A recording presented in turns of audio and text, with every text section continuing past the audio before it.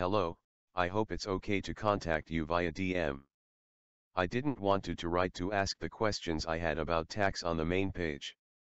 My questions are confidential, and I appreciate you keep it that way. Basically, I am asking what is known in the UK as council tax, https://www.gov.uk/council-tax. According to some information online, some people have been avoiding paying this because of common law etc., but people have been put in jail for the non-payment of this tax. In Wales, Ireland, and Scotland but not England, they can no longer jail you. But there is a lot of contradictory information online. At the moment, it seems to me quite a risky business challenging these nasties, and they can enforce things on you despite being armed with the correct information. I watched the video you posted earlier, for everyone, and it's a clear video which people can understand. I am currently in dispute with the local council and they do have my name and address, of course. Anyway, it's very difficult to assess how far to stand up to them because, as the video states, they have the salesmen to do their dirty deeds. I would appreciate your input.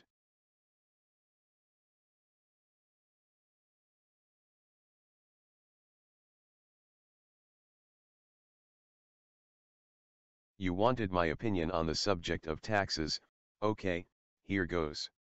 If one continues to live/die under the game of life of government, govern equals control, ment equals mind control, one must know and play by the rules of the game.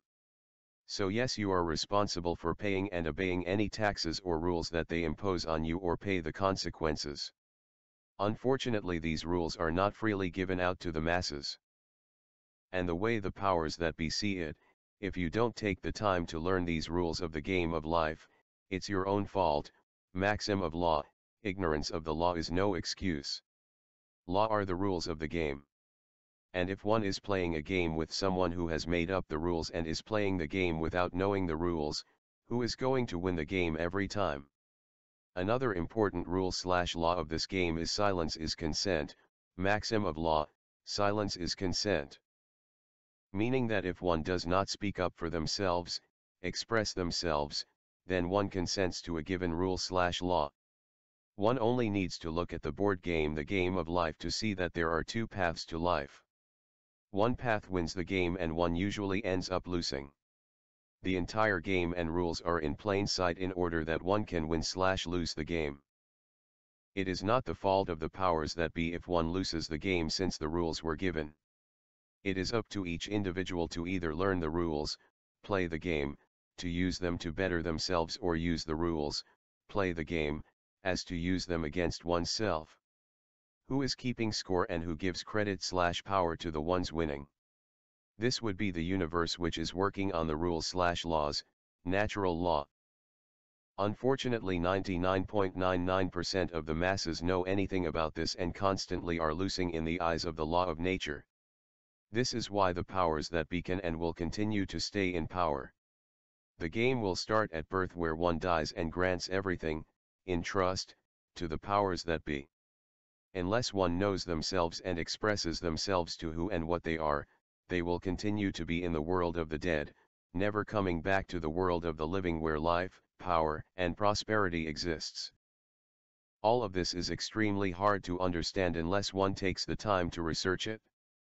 Unfortunately, the masses do nothing but watch TV, follow sports, and engage in politics, which are all just distractions away from truth. Even those who claim to be truth seekers are not spending their time on what is important. So let's begin by learning how the game started and how we were all put into the game of life without even knowing it.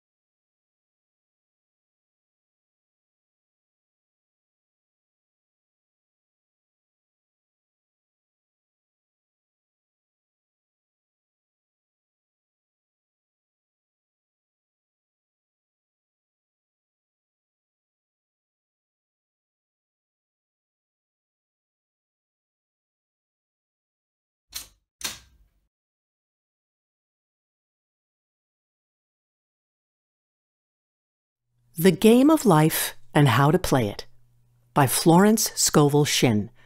Read by Sarah Partridge. Originally self-published in 1925. This recording is a production of the Master Key Society. Copyright 2021, Master Key Society. Chapter 1. The Game. Most people consider life a battle, but it is not a battle. It is a game. It is a game, however, which cannot be played successfully without the knowledge of spiritual law, and the Old and New Testaments give the rules of the game with wonderful clearness. Jesus Christ taught that it was a great game of giving and receiving. Whatsoever a man soweth, that shall he also reap. This means that whatever man sends out in word or deed will return to him. What he gives, he will receive. If he gives hate, he will receive hate. If he gives love, he will receive love. If he gives criticism, he will receive criticism. If he lies, he will be lied to. If he cheats, he will be cheated. We are taught also that the imaging faculty plays a leading part in the game of life. Keep thy heart, or imagination, with all diligence, for out of it are the issues of life. Proverbs 4:23. This means that what man images sooner or later externalizes in his affairs. I know of a man who feared a certain disease. It was a very rare disease and difficult to get, but he pictured it continually and read about it until it manifested in his body, and he died, the victim of distorted imagination. So we see, to play successfully the game of life, we must train the imaging faculty. A person with an imaging faculty trained to image only good brings into his life every righteous desire of his heart: health, wealth, love, friends, perfect self-expression, his highest ideals. The imagination has been called the scissors of the mind, and it is ever cutting day by day the pictures man sees there, and sooner or later he meets his own creations in his outer world. To train the imagination successfully, man must understand the workings of his mind. The Greeks said, "Know thyself."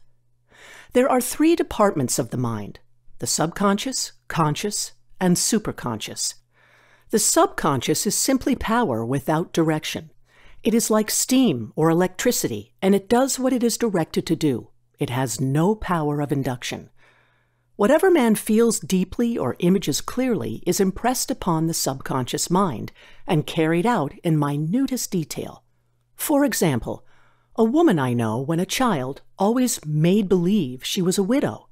She dressed up in black clothes and wore a long black veil, and people thought she was very clever and amusing. She grew up and married a man with whom she was deeply in love. In a short time, he died, and she wore black and a sweeping veil for many years. The picture of herself as a widow was impressed upon the subconscious mind, and in due time worked itself out, regardless of the havoc created. The conscious mind has been called mortal or carnal mind. It is the human mind and sees life as it appears to be. It sees death, disaster, sickness, poverty, and limitation of every kind, and it impresses the subconscious. The superconscious mind is the God mind within each man, and is the realm of perfect ideas. In it is the perfect pattern spoken of by Plato, the divine design, for there is a divine design for each person. There is a place that you are to fill and no one else can fill, something you are to do which no one else can do. There is a perfect picture of this in the superconscious mind. It usually flashes across the conscious as an unattainable ideal, something too good to be true. In reality, it is man's true destiny or destination flashed to him from the infinite intelligence which is within himself. Many people, however, are in ignorance of their true destinies and are striving for things and situations which do not belong to them, and would only bring failure and dissatisfaction if attained. For example, a woman came to me and asked me to speak the word that she would marry a certain man with whom she was very much in love. She called him AB. I replied that this would be a violation of spiritual law, but that I would speak the word for the right man, the divine selection, the man who belonged to her by divine right. I added, if AB is the right man, you can't lose him, and if he isn't, you will receive his equivalent. She saw AB frequently, but no headway was made in their friendship. One evening, she called and said, "Do you know, for the last week, AB hasn't seemed so wonderful to me." I replied, "Maybe he is not the divine selection. Another man may be the right one."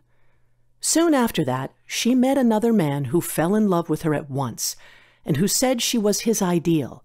In fact, he said all the things that she had always wished AB would say to her. She remarked, "It was quite uncanny." She soon returned his love and lost all interest in AB.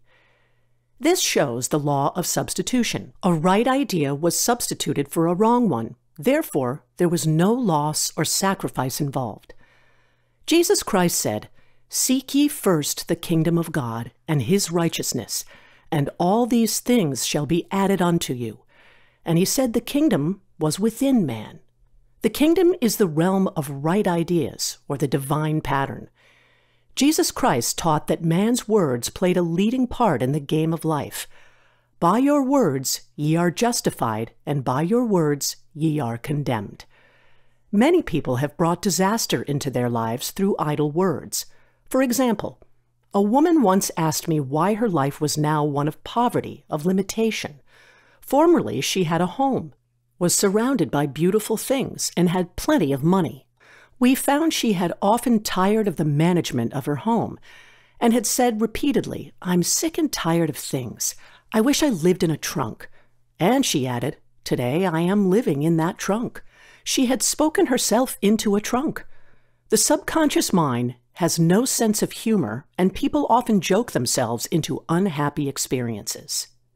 For example, a woman who had a great deal of money joked continually about getting ready for the poorhouse. In a few years, she was almost destitute, having impressed the subconscious mind with a picture of lack and limitation. Fortunately, the law works both ways, and a situation of lack may be changed to one of plenty. For example, a woman came to me one hot summer's day for a treatment for prosperity. She was worn out, dejected, and discouraged. She said she possessed just $8 in the world. I said, "Good, we'll bless the $8 and multiply them as Jesus Christ multiplied the loaves and the fishes. For he taught that every man had the power to bless and to multiply, to heal and to prosper." She said, "What shall I do next?" I replied, "Follow intuition. Have you a hunch to do anything or to go anywhere? Intuition means intuition, or to be taught from within. It is man's unerring guide, and I will deal more fully with its laws in a following chapter. The woman replied, "I don't know. I seem to have a hunch to go home. I've just enough money for car fare." Her home was in a distant city and was one of lack and limitation, and the reasoning mind or intellect would have said, "Stay in New York and get work and make some money." I replied, "Then go home. Never violate a hunch." I spoke the following words for her. "Infinite Spirit, open the way for great abundance. She is an irresistible magnet for all that belongs to her by divine right." I told her to repeat it continually also. She left for home immediately.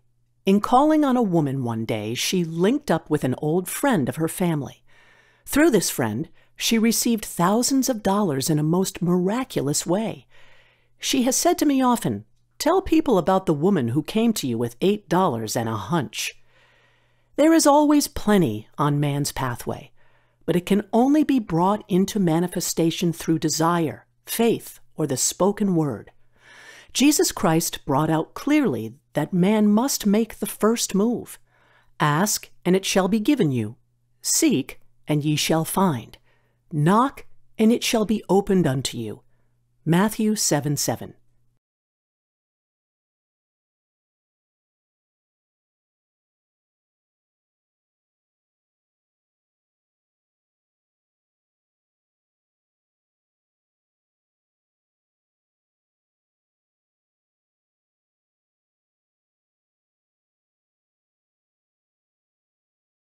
My true life's experience of finding God within myself. The following is my true testimony of life experiences of how I found God 1 year ago, May 5, 2018. Today, the day I am writing this, is May 17, 2019. My story starts in or about May 2017. Trouble appears and a life crisis begins. About 1 year ago I was doing some internet research on the subject of law. I had an issue with the courts. I received a summons in the mail charging me with a felony for theft of $256 and identity theft via my PayPal account. Totally fraudulent and obviously a mistake. Considering I was a software engineer for 16 years working in the storage and network field for multi-million-dollar commerce accounts, secure government contracts and state-of-the-art network infrastructure, why would I jeopardize my career for such petty nonsense? Not to mention I was selling vinyl records and custom-made computer systems on eBay part-time and donating the proceeds to charity. Yet when I appeared in court to tell them Google's new password storage policy, which moved used stored password from cookies local to a PC to the cloud on a per-account basis, had switched my password and account info for PayPal with some other user I had sold a computer to. They could not understand the tech jargon and accused me of lying to try to get off. The more I talked and fumed about the situation, the more the prosecutor seemed to get heated. Didn't even faze him when I said, why would I break into one PayPal account, claim it to be my own, and leave my real personal info attached to the account?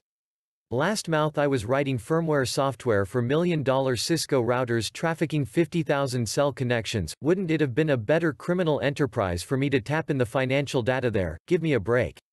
It started to get serious when the prosecutor said he was going to make an example of me. I was being railroaded and I had no idea why. Even my own lawyer said I may be looking at jail time. I then realized the only thing that was going to save me was me. That began my law research to try and save my career, freedom, and reputation. A realization of a reality of illusion, deception, and evil doings. I did a deep dive into law and pretty quickly began to realize nothing I thought about law worked like I thought. The more I researched, the more amazed I became as I went down rabbit hole after rabbit hole of hidden topics of conspiracy in religion, law, governments, secret societies, secret agendas, forbidden history, and so on. It became quite devastating and was taking an emotional toll on me, realizing everything I was ever taught and told to be truth was a lie. Seriously, everything. I was no amateur on researching information. I double-checked and triple-checked facts, connections, and motives that were truly deviously planned and hidden, but in plain sight.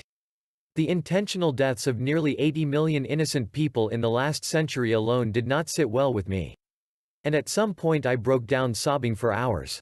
Millions on millions of suffering and controlled people by the hands of a few. It was also evil and deceptive. I had no religious upbringing, but what I saw was obviously perpetrated by pure evil. I wanted to know more and I wanted to help.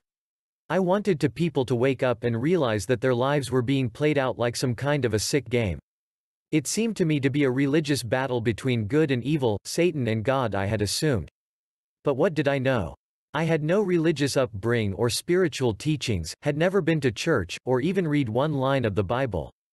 But I was eager to learn because it was becoming so real so fast. I dropped the law research and moved on to religious study. I realized that knowledge is power and my little problems with the courts were no longer an issue when I knew how to remedy their fraud. Religion seemed to me to be of much greater importance in battling the growing evil that was quickly surrounding us all. A search for a religion or spirituality preaching truthy did not know any teachings of religion or of the Bible, God, and or of Jesus, so I started seeking and kept seeking and seeking and seeking for the truth. But the more I sought, the more I became lost in the religious mumbo-jumbo. I finally became convinced that religion was so complex, had so many different paths, and no convincing way for any of it to be proven. I convinced myself that I was going to stop wasting my time. In particular, I was uncertain about the teachings of Roman Catholic Church and the Gnostic Gospels. I really had thought the Church's teaching was controlling and suspect. In fact, the whole idea and concept of church made me somewhat uncomfortable. To me, it all made better sense when the Gnostic Gospels were added as a supplement to the New Testament. But still there were conflicts and variations of beliefs and practices. To me, someone had lied. One was truth, and the other was deceiving its followers. I wanted to give in to my gut and say Gnostic all the way, but there was so many followers of the Church, how could so many be deceived? And what if both were wrong? I was lost like so many I now noticed to be surrounded by. I was stuck with no real way of confirming either validity. A last attempt to realize the truth, and for some reason the following verse came to me. I must have read it at some point on my search. Matthew chapter 7 verses 7-8 King James Version KJV 7 Ask, and it shall be given you, seek, and ye shall find, knock, and it shall be opened unto you. 8 For every one that asketh receiveth, and he that seeketh findeth, and to him that knocketh it shall be opened. So I asked from my heart, with no bad intentions, and as it says in the Gnostic teaching. I asked for Jesus Christ to show me the truth. Not as a prayer as if he were somewhere far, but to myself as if his Holy Spirit were within me, as suggested by the Gnostic teachings. So I did, and within 2 days it was shown to me. It was the most amazing and fulfilling experience I ever went through. And like it should be, it was easy and accessible to all. It was not a voice in my head that told me, and it was not a vision that was shown to me. It was a continuous set of unusual events, with each outcome of each event conveying a piece of the answer to the question I asked. No one event appeared to have any connection to another. It was like over time I was obtaining puzzle pieces. And finally, when putting all the pieces together, it conveyed my answer clear as day. I had no doubt that as was the truth, since the number coincidences that has proven its clear conveyance was so mathematically impossible, it had to have been formed by divine influence.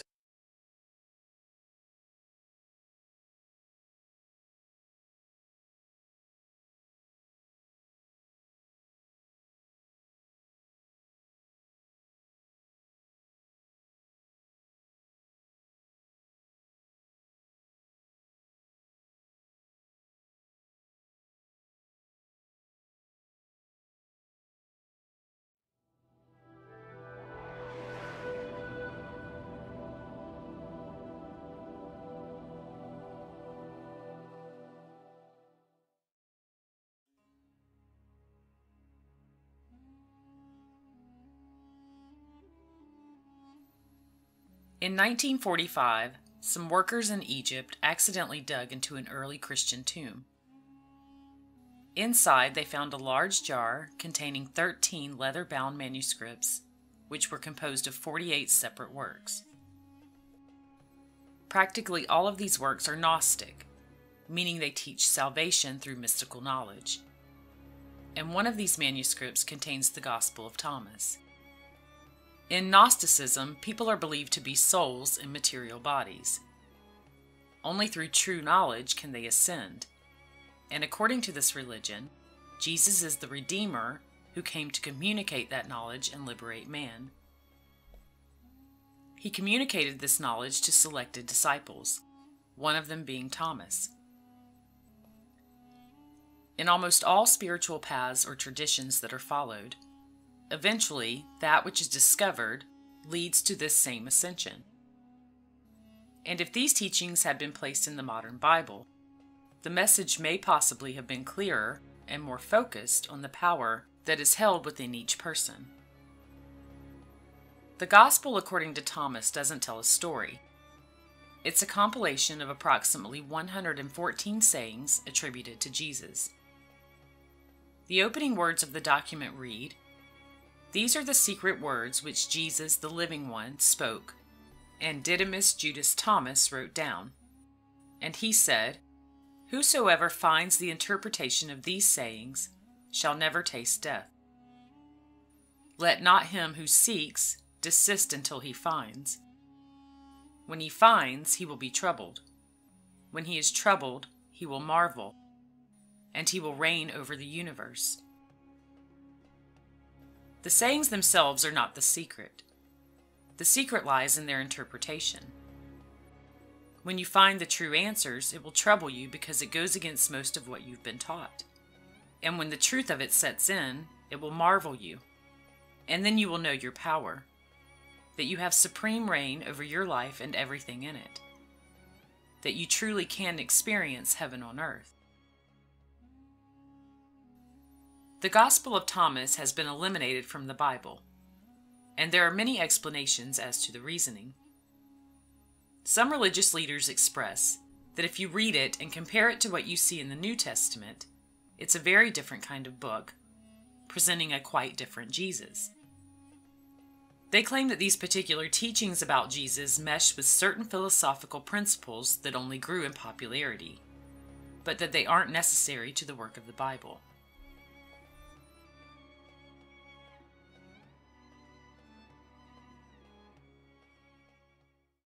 How many have heard of the lost Gospel of Thomas? The lost Gospel of Thomas. Some of you have heard of that text. Very, very powerful text. The lost Gospel of Thomas is powerful because it is believed to be the actual words of Jesus as he was teaching those around him how to use the power of human emotion in his life. And if the indigenous people know it, and if the ancient people know it, why don't we know it? What happened to our knowledge? Well, this is a very good question. And the answer is this. In our Western tradition, and when I say Western, I'm assuming that we are of the Judeo-Christian tradition, is what I'm talking about here. There was a time when this field and the language of emotion was part of our tradition. It was in our texts. Until the 4th century, the year 325 AD. In the year 325, something happened. Our texts were edited, and we lost tremendous amounts of information. The Emperor Constantine, in the early Christian church, with the early Christian Bible, had to make decisions. What information do we include? What information do we exclude? And what we know now is that at least 45 books were either completely taken away or tremendously edited into what we call today our Western biblical tradition. And when those edits were made, we lost the information that tells us everything is connected. We lost the information that tells us the language that speaks to this field. We know the information was lost because we are now recovering the information in the Dead Sea Scrolls, in the Nag Hammadi Library, in the Coptic texts. This is how we know this information was lost. When we find writings belonging to Jesus that are not recorded in our primary sources, but are consistent with the ones that are, we are inclined to believe that they do indeed come from him. However, when the sayings seem to be a bit inconsistent with other teachings, we are told they have been edited out due to validity, rather than the fact that they are the sacred truth intended to be passed into the hands of all people, but that have only been reserved for a few. Any spotlight on the belief that each person is filled with the same higher power as Jesus, rather than it being an outside force to be feared, would have changed everything we know about life and our entire history. Because we are each different does not make us separate. We are all a part of the same one consciousness, simply taking different forms. Here are some of the sayings of Jesus from the Gospel according to Thomas, and their possible interpretations. Verse number 3. If those who lead you say to you, "See, the kingdom is in the sky," then the birds of the sky will precede you. If they say to you, "It is in the sea," then the fish will precede you. Rather, the kingdom is inside of you, and it is outside of you. When you come to know yourselves, then you will become known, and you will realize that it is you who are the sons of the living Father. But if you will not know yourselves, you dwell in poverty, and it is you who are that poverty. This teaching refers to the consequences of believing that power is outside of the individual. If you believe that this ruling power belongs to someone or something else, then that thing will hold dominion over your life. However, when the realization is made of who we each truly are, the one consciousness that moves through everything, and that all power comes from within, we can live in an ascended and rich way. The kingdom is inside of you and it is outside of you. You literally manifest your outside circumstances from within. If you will not know yourselves, you dwell in poverty, and it is you who are that poverty. The belief that outside events and people have control over a person's life keeps them from living the richness that is rightfully theirs. They manifest as they believe. Verse 27. If you do not fast from the world, you will not find the Father's domain. If we do not turn away from the things that disturb us and believe in the power within to change all things, we will continue to experience that reality in our lives. Verse 50. If they say to you, "Where did you come from?" say to them, "We came from the light," the place where the light came into being on its own accord, and established itself and became manifest through their image. If they say to you, "Is it you?" say, "We are its children. We are the elect of the living Father." If they ask you, "What is the sign of your Father in you?" say to them, "It is movement and repose." The word light is used to portray the origin of humans. The light is the consciousness of each person, manifested as a physical being. It is the all in all that exists as each individual. Consciousness lives through us as activity and awareness. Verse 77. Jesus said, "It is I who am the light which is above them all. It is I who am the all. From me did the all come forth, and unto me did the all extend. Split a piece of wood, and I am there. Lift up the stone, and you will find me there." This explains that the one consciousness lives within everything. What lives in him also lives within all other things.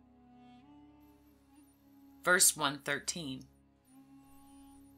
His disciples said to him, "When will the kingdom come?" Jesus said, "It will not come by waiting for it. It will not be a matter of saying, 'Here it is,' or 'There it is.' Rather, the kingdom of the Father is spread out upon the earth, and men do not see it. We have always had the power within ourselves, but we have lost sight of it. It is not something that we have to wait to experience. This consciousness is already a part of all things, including each person."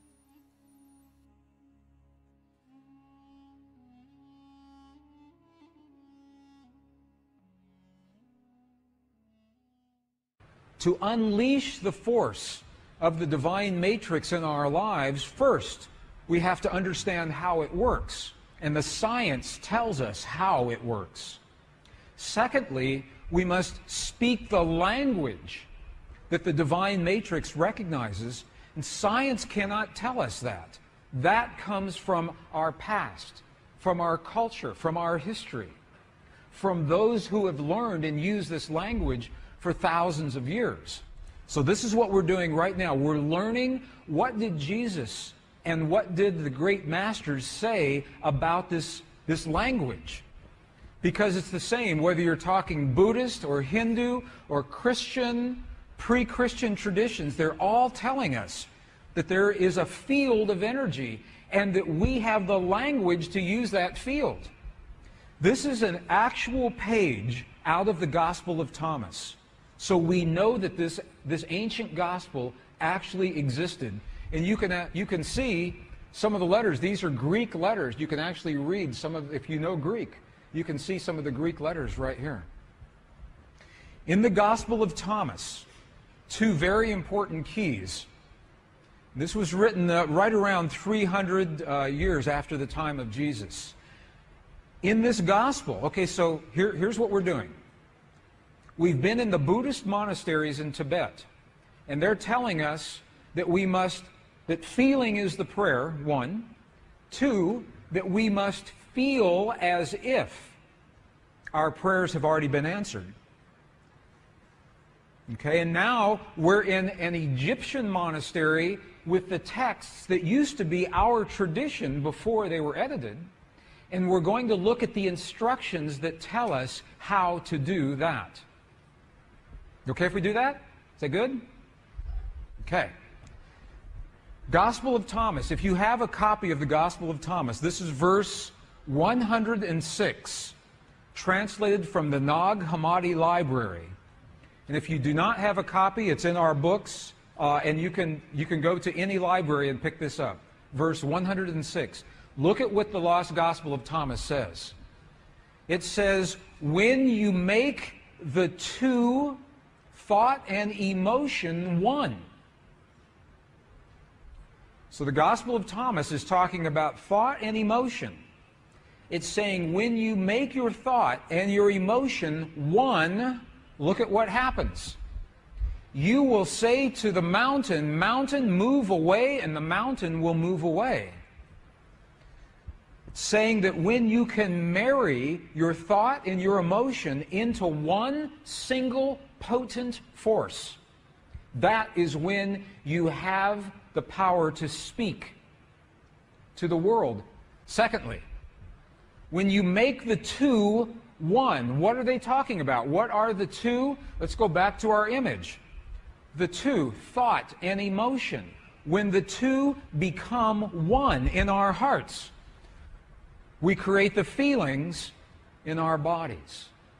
When thought and emotion become one, and you'll see how to do that in just a minute. Let's go back to the Gospel of Thomas, another verse. Now this is verse 48. It says almost the same thing. This was so important that it was recorded at least 3 different times in the same Gospel. Look at what this says. If the two make peace with each other in this one house. When Jesus is talking about the house or the temple, what is he talking about? What is he talking about? Precisely you. You are the house. You are the temple. If the two make peace with each other in this house, if thought and emotion become one, if they make peace with each other in this house, look what happens. They will say to the mountain, move away, and it will move away. He's telling us again, in a completely different verse, how powerful it is to marry thought and emotion.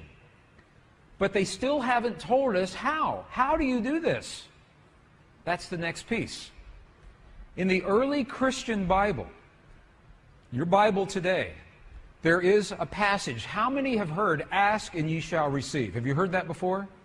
Ask and you shall receive. Have you heard that? I know people that ask and ask and ask and nothing happens. Because the asking is not done with the voice.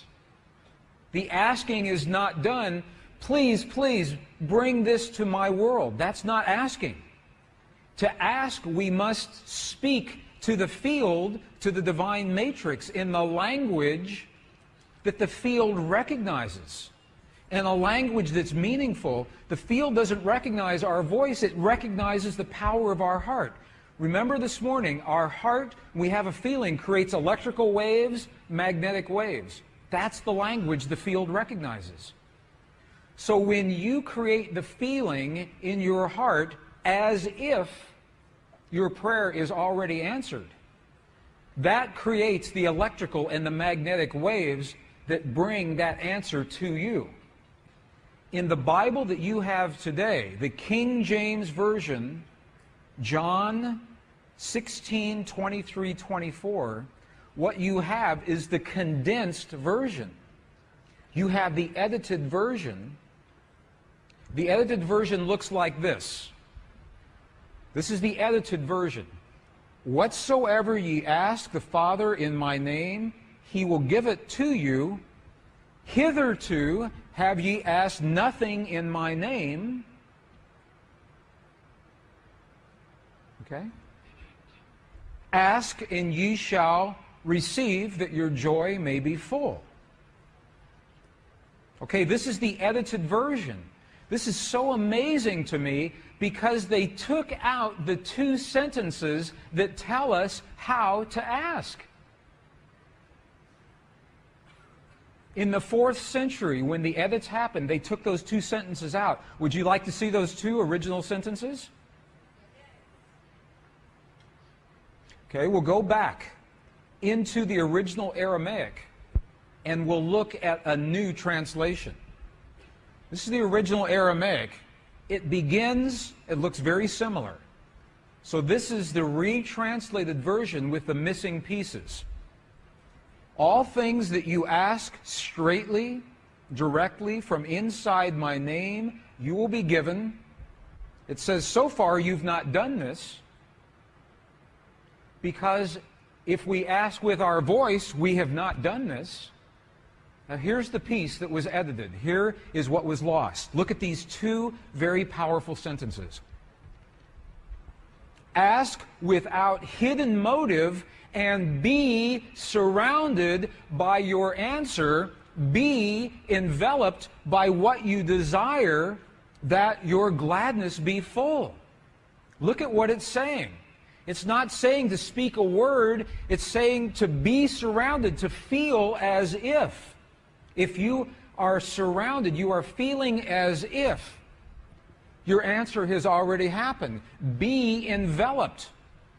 If you want the perfect relationship in your life, if you want the healing in the body of your loved ones, feel the feeling of what it is like as if that has already happened. Be enveloped by what you desire, because that is when your thought and your emotion become one. You think the thought of the healing in your loved ones, and you feel the love of that thought. They become one, and that is the language that this field recognizes. Does that make sense? Are you okay with that? You're going to see an example of this, another example here in just a moment. Ask without hidden motive. What does that mean? Hidden motive. Ask without judgment. This is precisely what the Buddhists are telling us. Ask without the judgment of the right or the wrong or the good or the bad. Ask without the ego. Ask from the heart. Is this meaningful to you? Is this helpful at all? Let me give you an example then. Because to be, if it says be surrounded, that means to feel as if. To feel as if. Now, if that sounds too religious, because it's from the Bible, we spoke this morning about Neville, the philosopher Neville, early in the 20th century. His book, The Power of Awareness. Look at what he says. It's the same thing. Neville says, you must make your future dream a present fact now by assuming the feeling of your wish fulfilled, to come from the place that it's already happened.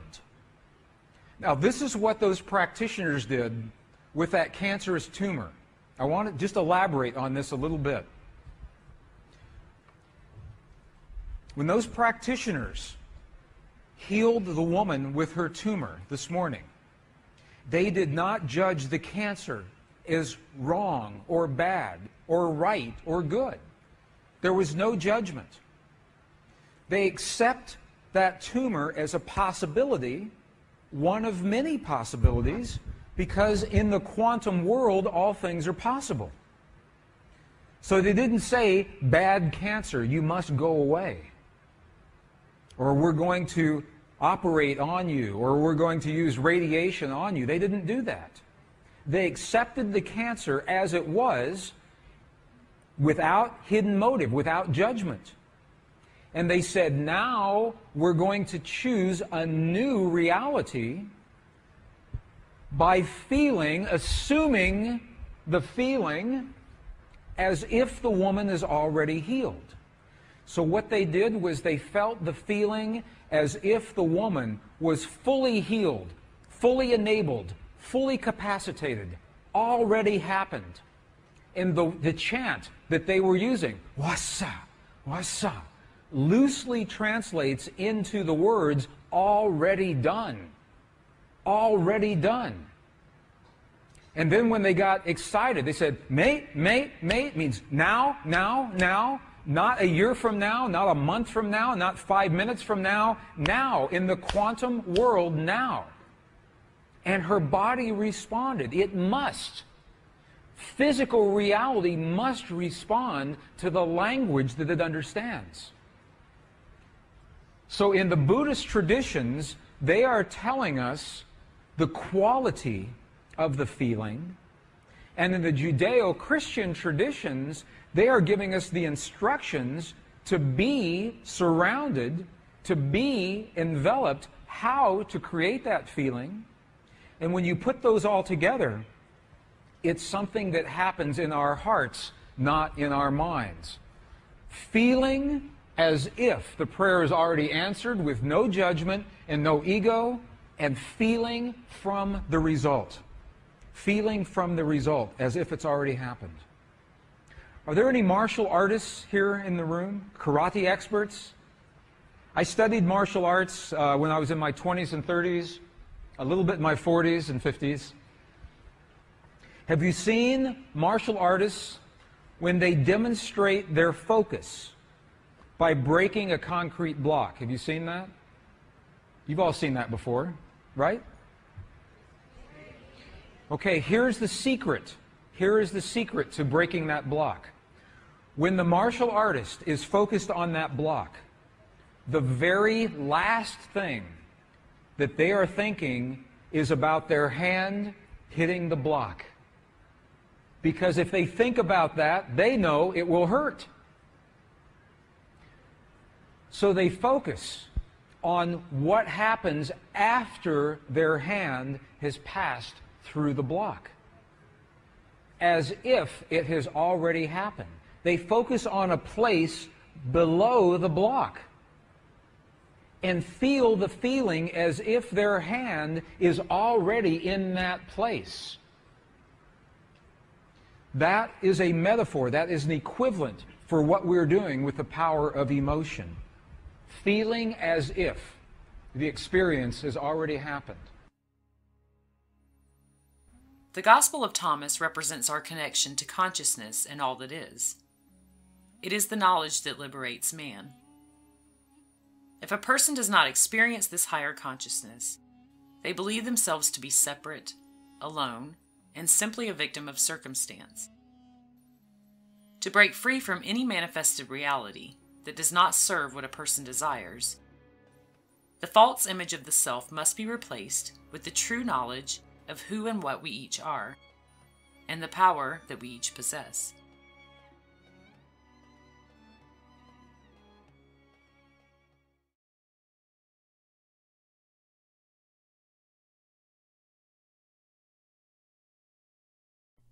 In the Scriptures we read, "Concerning the works of my hands, command ye me." Infinite intelligence, God, is ever ready to carry out man's smallest or greatest demands. Every desire, uttered or unexpressed, is a demand. We are often startled by having a wish suddenly fulfilled. For example, one Easter, having seen many beautiful rose trees in the florist's windows, I wished I would receive one, and for an instant saw it mentally being carried in the door. Easter came, and with it a beautiful rose tree. I thanked my friend the following day and told her it was just what I had wanted. She replied, "I didn't send you a rose tree. I sent you lilies." The man had mixed the order and sent me a rose tree simply because I had started the law in action, and I had to have a rose tree. Nothing stands between man and his highest ideals and every desire of his heart but doubt and fear. When man can wish without worrying, every desire will be instantly fulfilled. I will explain more fully in a following chapter the scientific reason for this and how fear must be erased from the consciousness. It is man's only enemy: fear of lack, fear of failure, fear of sickness, fear of loss, and a feeling of insecurity on some plane. Jesus Christ said, Why are ye fearful, O ye of little faith? Matthew 8:26. So we can see we must substitute faith for fear is only inverted faith. It is faith in evil instead of good. The object of the game of life is to see clearly one's good and to obliterate all mental pictures of evil. This must be done by impressing the subconscious mind with a realization of good. A very brilliant man who has attained great success told me he had suddenly erased all fear from his consciousness by reading a sign which hung in a room. He saw printed in large letters this statement, "Why worry? It will probably never happen." These words were stamped indelibly upon his subconscious mind, and he has now a firm conviction that only good can come into his life. Therefore, only good can manifest. In the following chapter, I will deal with the different methods of impressing the subconscious mind. It is man's faithful servant, but one must be careful to give it the right orders. Man has ever a silent listener at his side, his subconscious mind. Every thought, every word is impressed upon it and carried out in amazing detail. It is like a singer making a record on the sensitive disc of the phonographic plate. Every note and tone of the singer's voice is registered. If he coughs or hesitates, it is registered also. So let us break all the old bad records in the subconscious mind, the records of our lives which we do not wish to keep, and make new and beautiful ones. Speak these words aloud with power and conviction. I now smash and demolish by my spoken word every untrue record in my subconscious mind. They shall return to the dust heap of their native nothingness, for they came from my own vain imaginings. I now make my perfect records through the Christ within, the records of health, wealth, love, and perfect self-expression. This is the square of life, the game completed.